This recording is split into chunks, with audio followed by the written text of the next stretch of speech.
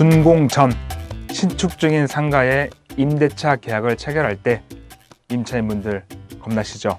그 두려움을 없앨 특약 작성 요령 지금 시작합니다. 구독하기와 좋아요 꾹 눌러주십시오. 네, 안녕하세요. 박찬웅의 부동산 쇼 부자남 박찬웅입니다. 며칠 전에 지인에게서 전화 한 통을 받았습니다. 택지지구에 아직 준공이 되지 않은 상가의 임대차 계약을 체결하려고 하는데 아직 준공이 되지 않다 보니까 조금 불안하다. 어떻게 계약서를 쓰면 좋겠느냐라고 전화를 받았는데 이제 물론 지어진 건물에 좀 상권이 형성된 곳에 임대차 계약을 체결하면 좋겠지만 또 그런 곳들은 비싸잖아요. 권리금도 있고 아마 그 지인 나름대로 최선의 선택을 했으리라 생각을 합니다. 아마 시청자분들 중에서도 이런 신축 상가는 권리금이 없다 보니까 약간의 그런 리스크를 안고서라도 생업을 시작하시려는 분들이 많을 거예요. 그분들 입장에서, 임차인 입장에서 답을 드리도록 하겠습니다. 아직 준공이 되지 않은 상가에 임대차 계약을 체결할 때 가장 무서운 건 역시 내 돈 날릴까 봐겠죠. 그래서 그 불안함을 해소시키기 위해서는 특약을 잘 쓰시면 됩니다.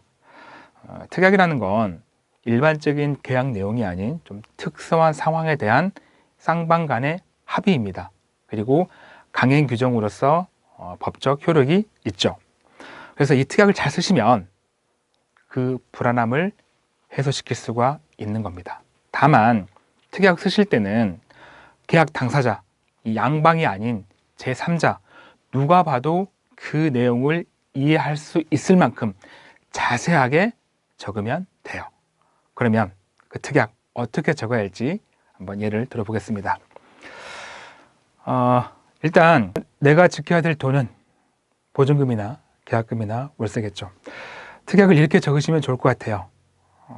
잔금은 준공이나 보존등기와 같은 건축물 대장이나 등기부 등본을 확인한 다음에 입금하기로 한다. 그리고 중도금은 없는 게 좋습니다. 기존에 지어진 거라면 계약금, 중도금, 잔금 손으로 가면 좋은데 아직 지어지지 않고 준공이 안 됐으니까 불안하잖아요. 내가 들어간 돈을 최대한 줄여야죠. 그래서 계약금과 잔금으로 쓰시면 좋습니다. 월세와 관리비는 영업 개시일부터 발생한다. 아니면 임차인이 잔금을 지급한 날로부터 발생한다. 또는 인테리어 기간이나 렌트프리 기간이 있다면 그 기간이 끝난 다음에 발생한다. 보통 인테리어 기간이 뭐냐면 우리가 임대차 계약을 하고 임차인이 바로 영업할 수 있는 게 아니잖아요. 업종에 따라서 뭔가 준비를 해야 되잖아요. 꾸미는 시간. 그 시간을 임대인이 줍니다. 통상적으로는 보름을 주거든요. 그래서 그 기간이 정해져 있으면 그 기간 다음부터 월세와 관리비는 발생한다라고 적어 놓으시고, 렌트프리가 또 뭐냐 궁금하시죠? 이거는 보통 이제 신도시나 택지지구, 그러니까 기존 상권이 형성되어 있는 게 아니라 이제 막 뭔가 이제 아파트가 들어서고 뭔가 택지가 개발되고 이런 곳들은 상권이 형성되어 있지 않다 보니까 임차인도 불안해요. 장사가 될지 말지. 그래서 임대인이 그런 걸 감안해서 짧게는 몇 개월, 길게는 1년 정도 안에서 월세를 받지 않는 기간이에요. 세입자가 영업을 하되 임대인이 월세 받지 않는. 물론 그 기간이 전체적인 임대차 계약의 기간에 들어갑니다만 아무튼 월세 받지 않는 기간. 그래서 그 기간이 있다면 그 기간이 지난 다음부터 월세와 관리비는 발생한다 라고 적어 놓으시고, 물론 관리비 같은 경우는 인테리어 기간이나 렌트프리 기간에도 발생은 합니다. 왜? 그걸 쓰고 있으니까. 굉장히 당연한 얘기인데 이걸 왜 적어 놔야 되냐면 아직 준공이 되지 않았으니까 앞으로 어떤 변수가 발생할지 몰라요. 그래서 나중에 혹시나 있을 그 법적 공방을 위해서 당연한 얘기도 미리 적어 놓는 게 나중에 훨씬 수월해집니다. 그리고 준공이 되지 않았을 때를 대비해서 이 불안함을 해소시키기 위해서 보통은 이렇게 적죠. 준공이 되지 않았을 때 임대인은 임차인에게 받은 금액을 전부 반환한다. 라든지 아니면 임대인이 불이행이 있을 때 임차인은 계약을 해지할 수 있다 라고 적으시는데 언뜻 보면 굉장히 잘 적어진 것처럼 보입니다. 근데 이것도 나중에 애매해지는 상황이 올 수 있어요. 법적 공방이 갔을 때 확실하게 적으려면 이런 거죠. 임대인의 귀책 사유와 관계없이 준공이 되지 않으면, 특정 날짜에 준공이 되지 않으면 임대인은 임차인의 받은 금액 전부를 반환한다 라든지, 만약에 임대인이 어떤 기간을 정했다면 언제까지 준공이 된다라고 했다면 그 기간이 지나도 준공이 되지 않는다면 임차인은 언제든지 계약을 해지할 수 있다라고 적어 놓으시는 게 좋습니다. 왜냐하면 이런 게 없다면 단순하게 준공이 되지 않았을 때 반환한다 라고 적어 놓으시면 이 공사가 준공이 미뤄지게 되면 임차인은 마냥 기다려야 돼요. 그래서 이렇게 미뤄졌을 때 대비해서 임차인은 언제든지 해지하고 빠져나갈 수 있는 길을 마련해 놔야 됩니다. 거기서 조금 더 추가적으로 한다고 그러면 이 잘잘못을 물었을 때 임대인이 그럴 수 있어요. 이건 내 잘못이 아니고 시공업자가 자꾸 공사를 미루는 거야 라고 할 수 있으니까 거기서 추가적으로 임대인의 귀책 사유와 관계없이 임대인 잘못이 아니라 그냥 너네가 약속한 그 기간이 지나면, 그 날짜가 지나면 나는 언제든지 해지할 수 있어. 그리고 손해배상도 청구할 수 있어. 손해배상 금액이 정해지지 않았다면 계약금으로 퉁치는 거야 라고 적어 놓으시는 게 계약금을 지킬 수 있는 방법입니다.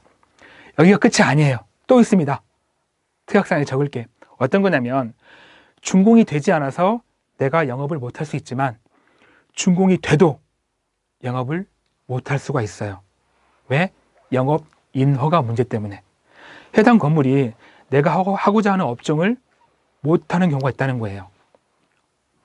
허가가 나오지 않아서, 그리고 용도가 맞지 않아서 이걸 바꾸려고 했더니 용도 변경도 안 돼요. 또는 소방시설 문제로 영업이 안 된다거나, 아니면 상가 관리 규약, 그러니까 특정 단지, 특정 건물에 어떤 업종에 독점을 주기 위해서 업종을 제한하는 경우가 있습니다. 그러면 내 의지와 다르게 영업을 할 수가 없어요. 그래서 이미 지어진 거라면 내가 다 발로 뛰어서 알아볼 수 있겠지만 아직 지어지지 않고 준공이 되지 않았기 때문에 어떤 변수가 발생할지 몰라요. 그래서 이런 것들을 적어놓고 이러한 사유로 내가 영업을 하지 못할 때는 임대인은 임차인에게 보증금을 반환한다라고 적어 놓으시면 내 보증금도 지킬 수 있는 방법이 될 수 있습니다. 물론 이 외에도 특약상에 적어야 될 건 엄청나게 많습니다. 상가라는 특성상 원상 복구는 어떻게 할 것인지, 월세와 관리비는 선불인지 후불인지, 또 부가치세는 포함되어 있는지 포함되지 않은지, 세금 계산서는 어떻게 처리하는지, 또 근저당이나 내 저작권을 침해할 수 있는 그런 권리들은 있는지 없는지 굉장히 많은데 다 언급하면 시간이 길어지니까 이 부분은 제가 따로 시간을 내서 상가 임대차 계약서 작성할 때 어떤 걸 체크해야 될지 영상을 만들어서 올리겠습니다. 오늘 내용 한번 정리해 보겠습니다.